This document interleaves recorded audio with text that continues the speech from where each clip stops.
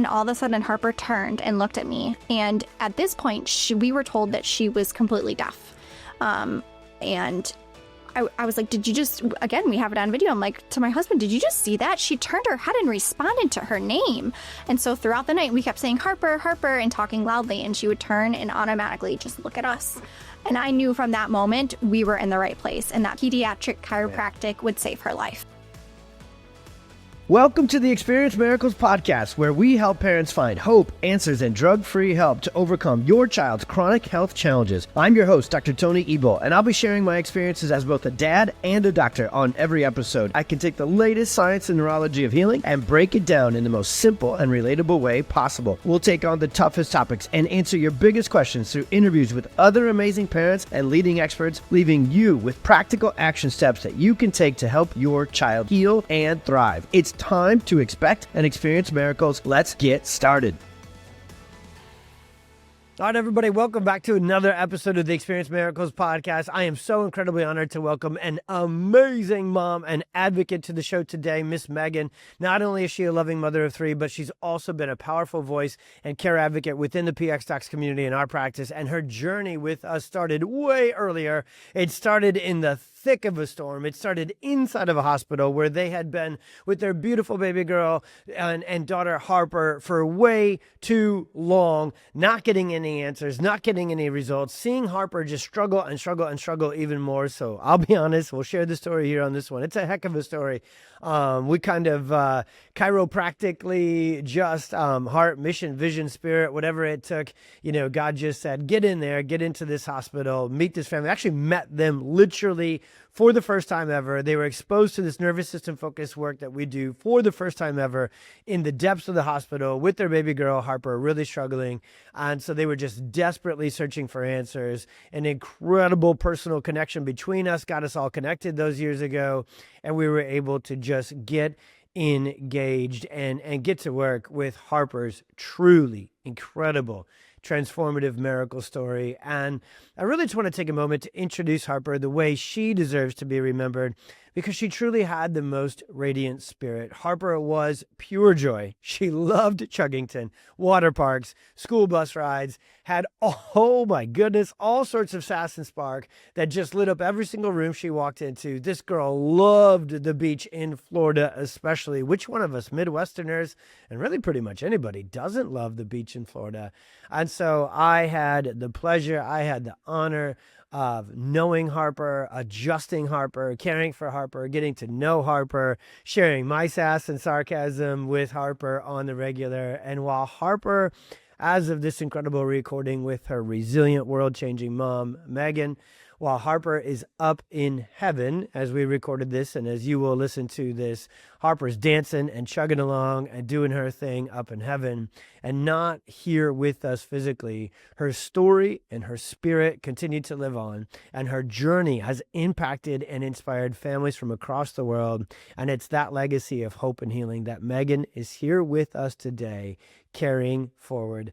Let's get into it. Grab a tissue, get comfortable, and prepare to be moved by this incredible and truly beautiful story of resilience, healing, and the unbreakable bond between a mother and her child. And I would say, too, speaking from the dad voice, Trace, shout out to that incredible man and Harper's dad and the bond that they had. You want to see Harper certainly got plenty of that spit and fire from her mama, Miss Megan here, but plenty additional times 10 doses of just awesome stubbornness and drive and love and connection from her dad, Trace, to one of my favorite dudes on the planet. World-class dude, world-class dad. And so we're here to tell Megan and Trace and Harper's story, and then Harper's little brothers are coming to life in this message as well. So that's enough introduction. Let's get into this transformational story with this rock star, Megan. As I like to say to all of our amazing moms who are here on the podcast, welcome. And first question, how nervous are you?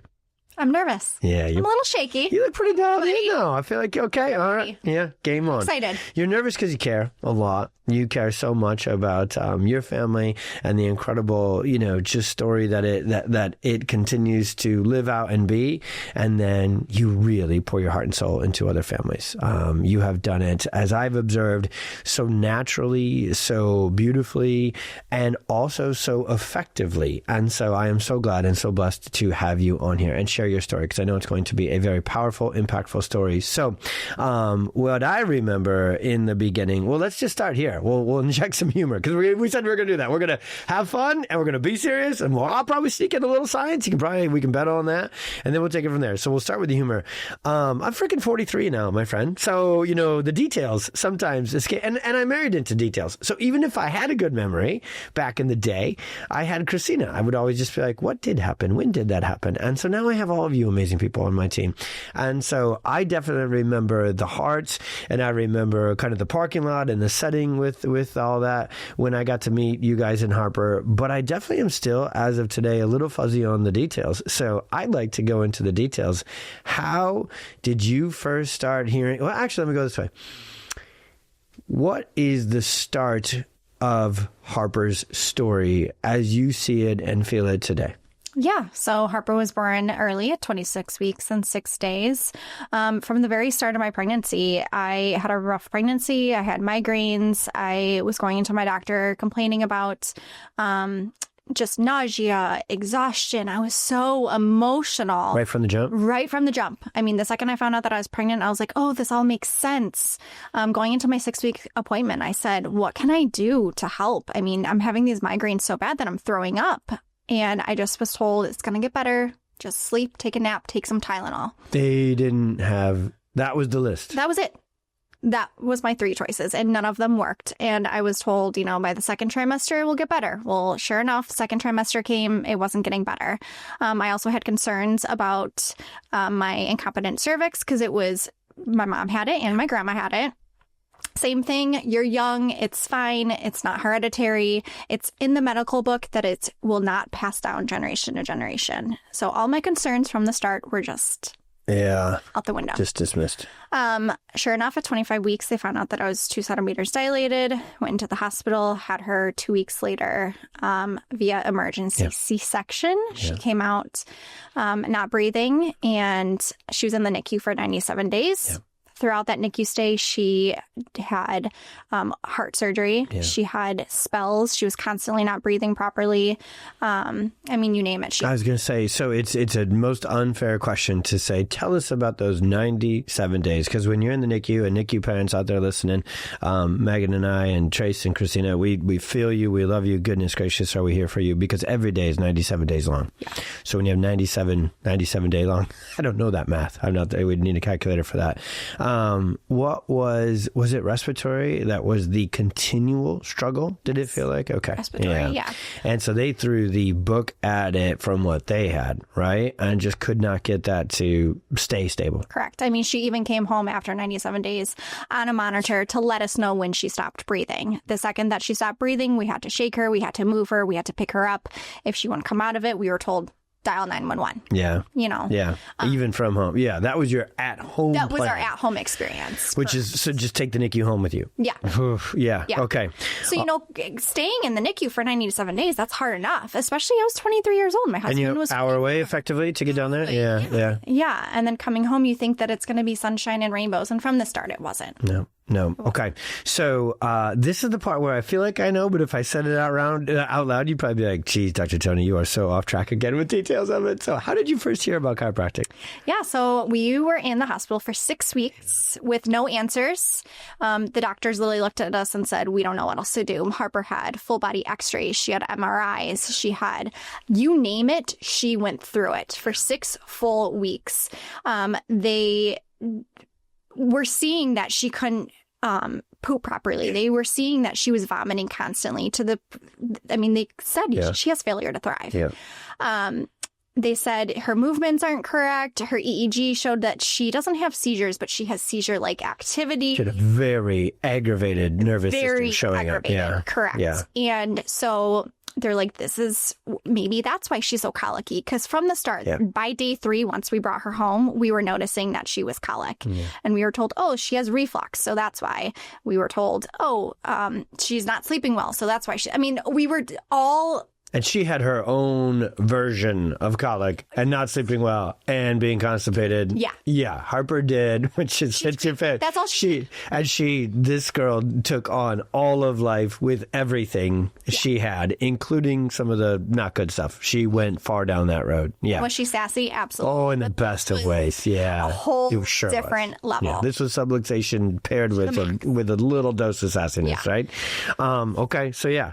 Yeah, so during our 6-week hospital stay and being told basically this is going to be our life and we're going to have a child who's absolutely miserable, I said, no, this isn't going to happen. So I reached out to Facebook and I reached out to my friends and I did a very, very long post. I don't even know if anyone made it to the end. It was so long. Begging, pleading to my friends and family, asking, does anybody know any information or how I can help my daughter? Because I've been sitting here for 6 weeks and been told the same thing, that this is her life. Yeah. And I knew it. Yeah. There had to have been something. Yeah. Hey, your mom got, right? Goodness gracious. If there was anybody's mom got who, might have run out of flames, this story could be one that did. And they don't, though, do they? Our parent guts, our fight, it gets dim sometimes, for sure, son of a gun. But it doesn't ever go out. That freaking pile of light does not go out. And so you reached out, you wrote that out there, you put it out there. So who responded? So Brittany, who was doing a internship with you, said, Megan, you need to be seen. Harper needs to be seen today, tomorrow, immediately, because her nervous system is so subluxated. Yeah. You need to see a pediatric chiropractic. What is that? Okay, you know this stuff inside and out right now. So that's what's tricky about when we go back and tell our kids' story. You got to take your brain and go back to its kind of software operating model at that time, knowing nothing about chiropractic and subluxation, right? Probably never hearing the word subluxation in your life. What did that sound like, and how did that hit, for you and Trace when you first read that message? Yeah. So at first I was very confused and I was like, I'm sorry. You're saying if my child gets adjusted that she's going to get better? Yeah. I mean, honestly, coming from a mom who's been in the hospital for 6 weeks, an adjustment's just going to miraculously help. Yeah. Yeah. Well, God bless, it did. Yeah. Yeah. So you were at a point where you were like, okay, this makes enough sense. Did it, I guess, and again, my job on this, my friend, we get to jam and talk all the time, but my job is to pull the details out on this one. It made enough sense, probably not complete sense by any means, but it was like, goodness gracious, anything but this hospital, right? And anything but these kind of doctors, right? So did it feel like you guys just needed an abrupt left turn to get out of there? Okay. My first initial thought was, wait, what? Yeah. And then once Brittany really sat down and talked to me about it, and I'm like, oh my gosh, this makes so much sense. Yeah. I get it now. And let's sign me up, because I will do anything I need to do at this point. Yeah, PwC interns are well trained, not only to how to adjust, but how to explain things. We come with some depth, right? Yeah. But also we bring it out in PwC. We cannot do the effectiveness, the impact that an adjustment can make, never gets a chance if we can't communicate it to you guys and make sense. Hence this podcast. All right. So then I eventually enter the chat, right? As they say nowadays, my friend. And you were stuck there. They were not really letting you out, right? And so we talked about this, and we just need to say this. When I found out how much Harper was struggling, and I have been literally in that exact same NICU with my son not too long before that, long enough to know that he was a miracle and healing, and long enough to heal myself, I would say. We're going to come back to that. That'll make sense to you, and a lot of people listening. So when I found out, there's only one way to help, and that is to freaking get in there and get her adjusted. This is just what God has called me to do, that if some kid is struggling that much, I also knew, knowing all the doctors in there, that you were going to get zero answers. I could have gone down the list of the names of people who are doing that to you guys, and not helping. So I was like, let me help in honest terms. So do you remember the day that I arrived? Talk us through it. Me neither. So we initially stated that my husband and I were frustrated because, we've been here for 6 weeks. You actually had said, I might have to be your uncle. Yeah, you have to play the game. You have to, because the second that you say, oh, yeah, I'm going to bring my pediatric chiropractor in here to adjust, absolutely not. No hands on, you're in the hospital. But I fully stated and looked at the doctor and said, listen, enough is enough. My baby girl needs help. Yeah. This is what we're doing. Yeah. My chiropractor is coming and he's going to adjust her, and that's it. Yeah. And you know what? At that point, they had no argument. I'm glad we went into this, because we've done this, this scenario quite a few times. And again, it's with, the truth is the doctors, I think deep, I might have to keep saying deep for a long time, deep down, they only want to do what's right and get that kid out of that storm too. And the hospital does the system that they operate in, pretty much entirely prevents them from doing it. They don't have what we have in that way.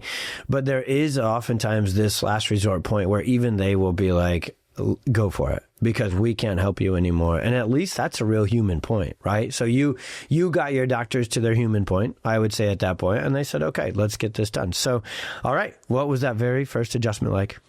So you walked in, you gave us the full communication, and a little nerdy, a little sciencey. Some of it I didn't understand. Some of it I don't remember. Little Tony the Talker? Yep. I was like this, but I immediately knew deep down in my heart that we were in the right place. I knew that God placed your hands on her in that moment, and that moving forward, she would be okay.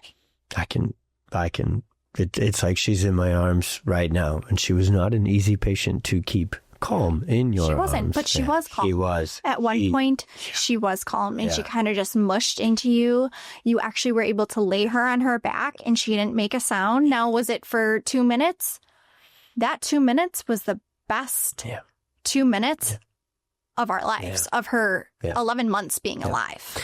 And it did. She took to it as, it really is that the more subluxated, the more dysregulated these kids are. Once you get to that spot, and that's kind of literally what I mean, like that spot of their neurospinal system and their nervous system, they have been waiting for that.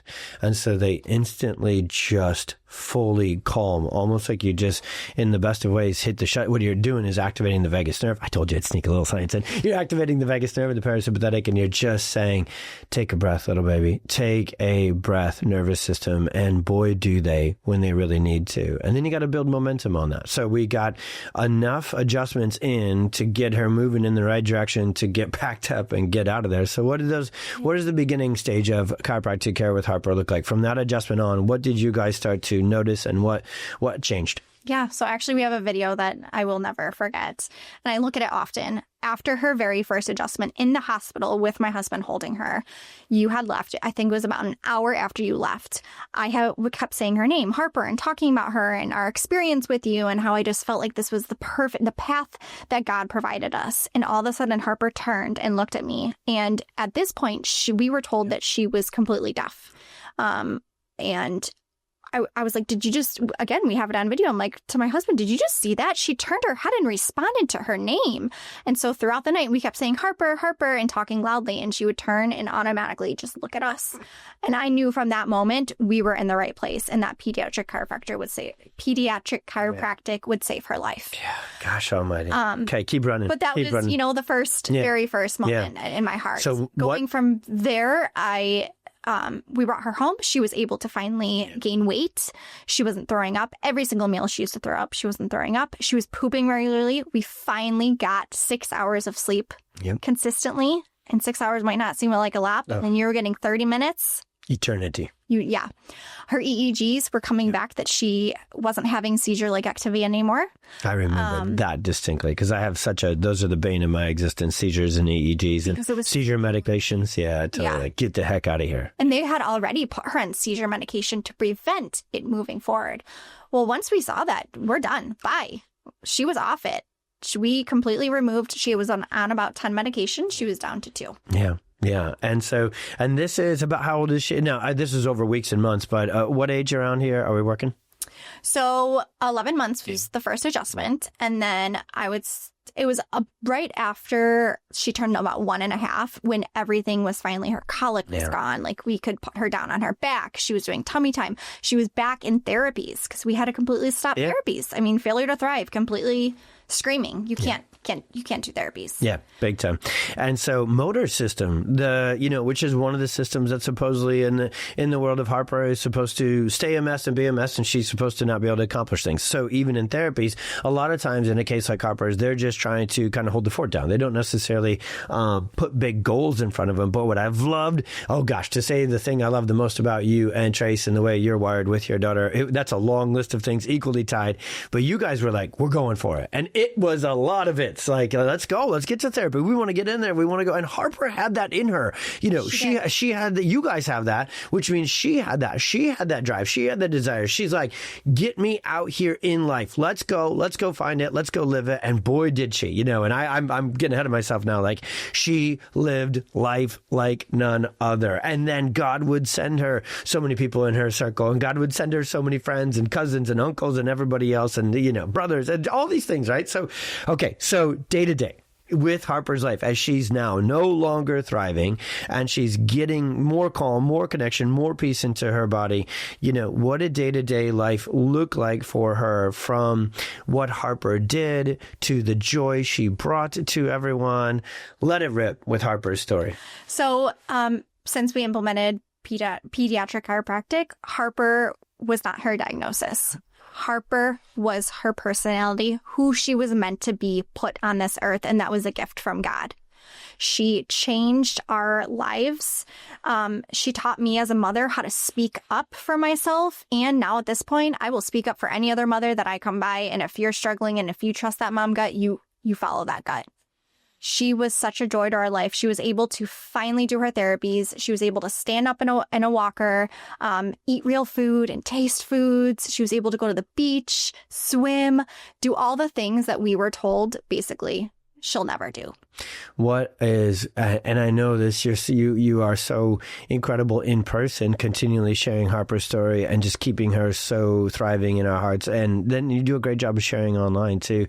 So I can think of things that just were clearly her favorites because you're sharing them. But share with the audience, like, what are your favorite, and that's a long list too, right? So I'm asking a very unfair question, but like, what are the things that Harper loved most that just stick with you every single day that you never forget? I mean, I can think of it like Tiny and I talk about it, from totally. Harper's favorite things. What are those things? The very first thing that I still listen to in my head every day is the show Chuggington. Okay, girl loved her trains. It was a little obsessive. It helped us adjust her like none other. That's your trains. Chuggington, I feel like, was my assistant, my chiropractic. Thanks, Dr. Chuggington, for rolling in. Okay, Chuggington. Especially, I remember when she was 2 years old and she started kind of getting a little fussy.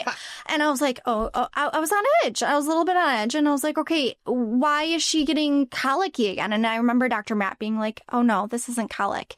This is because she is 2 years old and this is her personality and she's sassy. Change the next show. She doesn't want that show. Chuggington or nothing. To experience an atypical child, even though she had a diagnosis. And that was the best part. Yeah. What else? Keep going.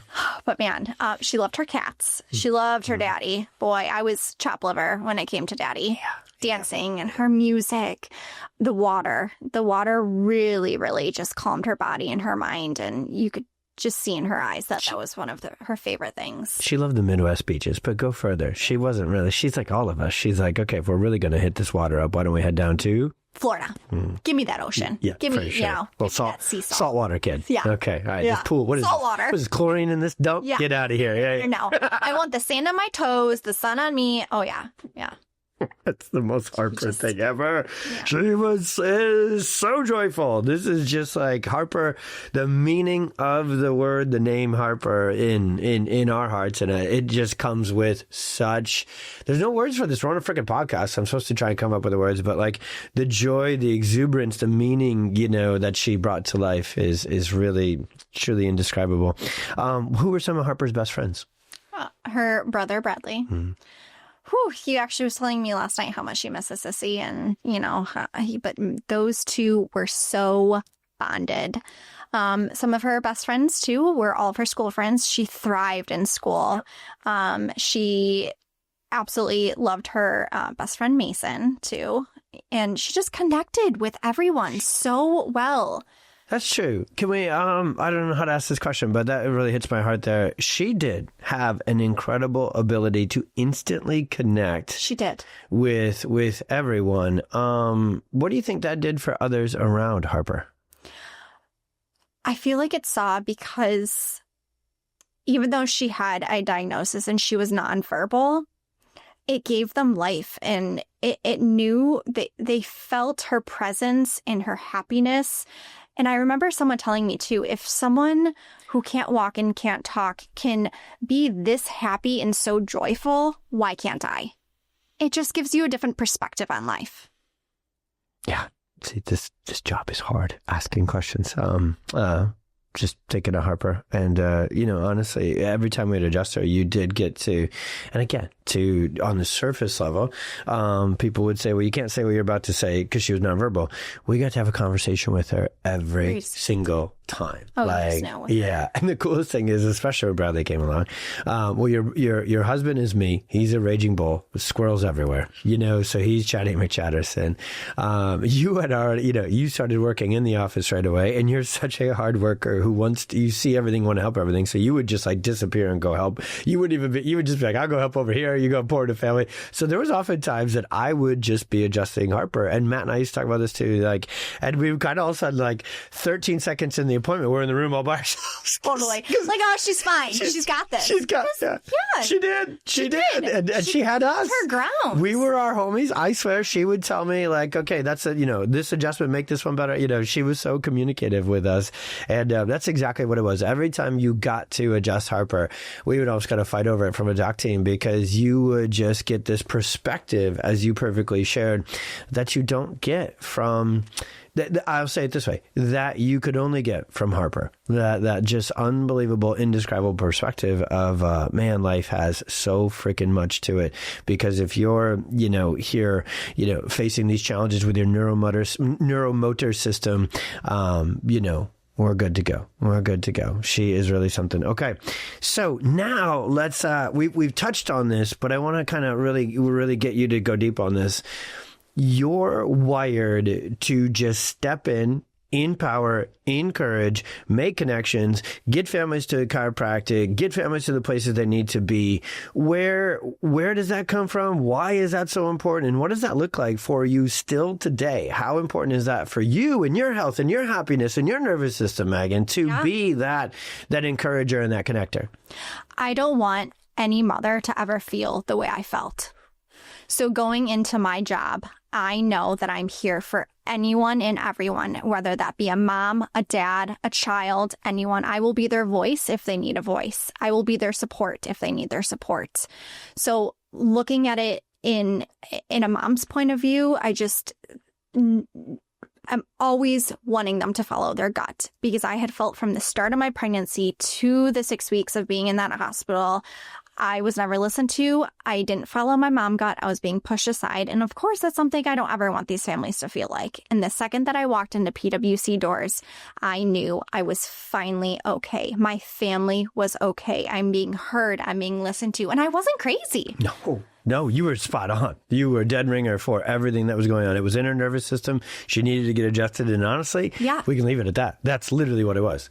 Yeah. Oh, okay. I love that. Thank you for adding that last part, because as soon as you said that your first motivating factor is to make sure that families don't feel how you felt, instantly families who have know what you meant, but not every other family does. It's a not good thing that we can touch on here for a second, that if you feel people, chiropractors, natural health, holistic, crunchy, whatever term you want to kind of put us all together on, and be like, oh, they sure do rage against the machine about medicine. They're overcooking it. No, we're not. Mm-mm. No, we're not. We're underselling it.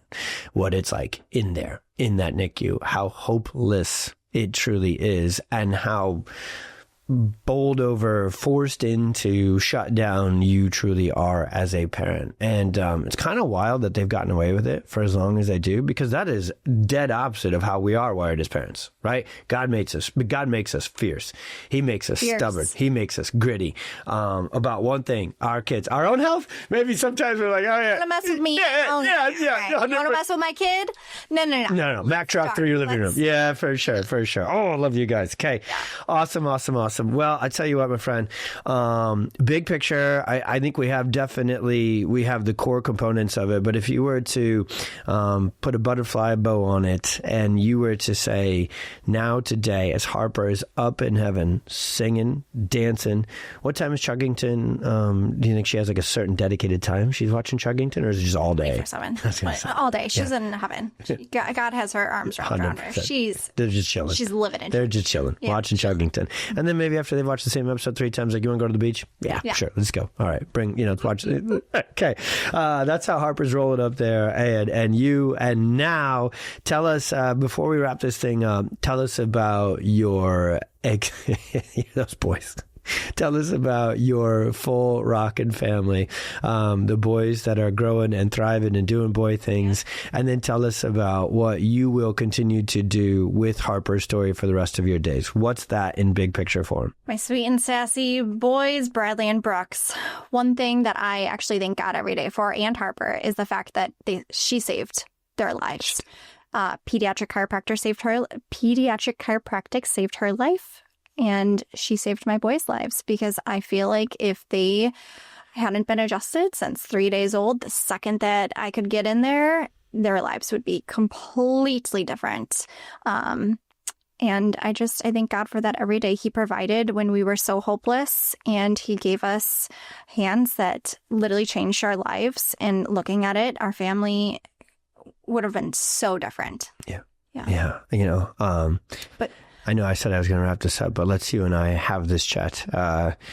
When I look at Elena and Amelia, my 2 younger ones, if I take a moment, which I never do, until I'm kind of like right here, and I think, if God hadn't given us chiropractic and the hands and the heart to get Oliver out of the storm, would there be an Elena and Amelia? It's actually really, really true to probably math that out and go, maybe not, probably not, whatever the term is. And then those 2, the life that your boys and my girls bring to not just us, but bring to others, right? And bring to that. And so we really did need to restore full life to Harper, restore full life to Oliver, so that additional life could come into our, come into ours. So you better believe that that baby girl, that joyful Chuggington rock star, is still living and rocking full out through all of us down here.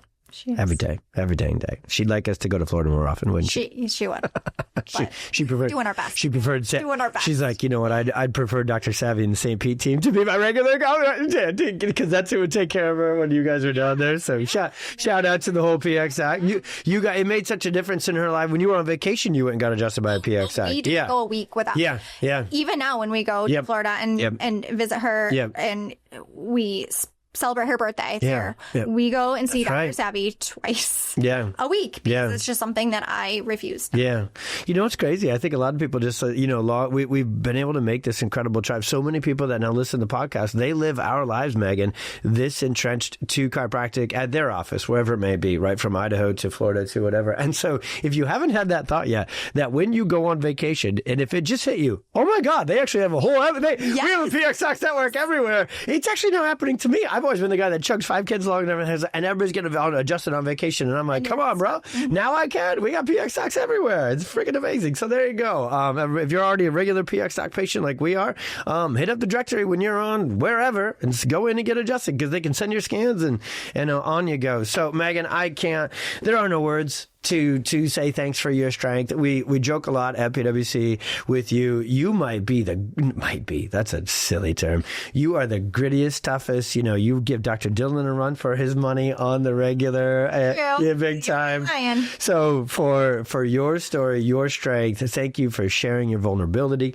Thank you for just being so dang strong for us every single day. And now it's going to go worldwide. The impact and the effect we know you have here locally, to know that that's going to now spread globally.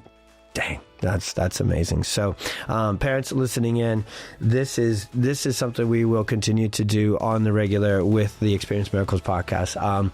There's a lot of episodes, Megan, where they can hear me talk about subluxation, dysautonomia, dysregulation, vagus nerve dysfunction, prefrontal cortex, and then there will be a very regular run of these episodes where there isn't so much science. I think I snuck in a little bit. You did. I think I got one in there. But how can you not? Yeah, exactly. It's like a shot clock in my head for sure. Have I said vagus nerve in the last 30 minutes? And so thank you for getting on here to really go full send into the meaning of this work, which is Harper and your crew. We love you. Thank you. Awesome.